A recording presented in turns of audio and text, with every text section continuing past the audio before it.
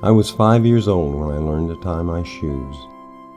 I recall it as a multi-phased process. I didn't learn earlier because nobody taught me. It was a necessary skill because my shoes had laces. They needed to be tied for proper operation, and they often came untied. When they needed to be tied, I had to find my mother and request a shoe tying. This annoying interruption of my life was unacceptable. I finally asked my mother to teach me. I was actually hesitant to ask her because my shoes came untied much too often, and her skill set in this area was suspect. However, I had no choice. She was the only person available for the task. When I requested the lesson, she showed me by slowly going through the process of tying one of my shoes. Of course, I had already seen my mother do that many times, so this time didn't make any difference. I complained. "Show me what to do, step by step." She proceeded to do just that, and I memorized what she had done. Thus, I walked away knowing how to tie shoelaces. I walked away proud with shoes tied. As I walked down the sidewalk, one of my shoes came untied. I was aggravated anew. I bent over to tie it. This time I knew how.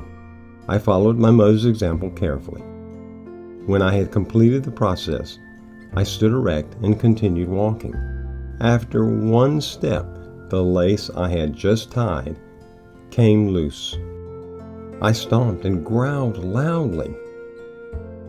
Unknown to me, I was being watched by Mr. Christian from his front porch. He heard my expression of disgust and shouted, "What's wrong?"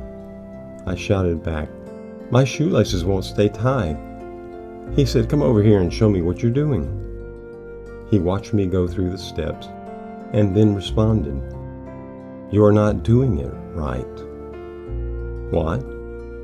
How could that be? I was following each step correctly. I truly believed I was doing it right. He added, "You have to snug it up as you go." What? That's what I was missing. Why wasn't I told that earlier? I repeated the process, pulling it tight as I went. That worked. The lace was tied, and it stayed tied. I thanked Mr. Christian for showing me my blind spot in the shoe tying business. In fact, I'm not sure that I could have learned the overwhelming importance of snugging if I hadn't had experienced the failure without it.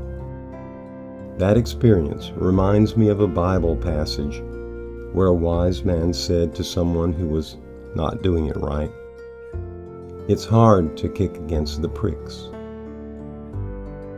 As I grew older, I often would remember Mr. Christian and his kind and helpful support.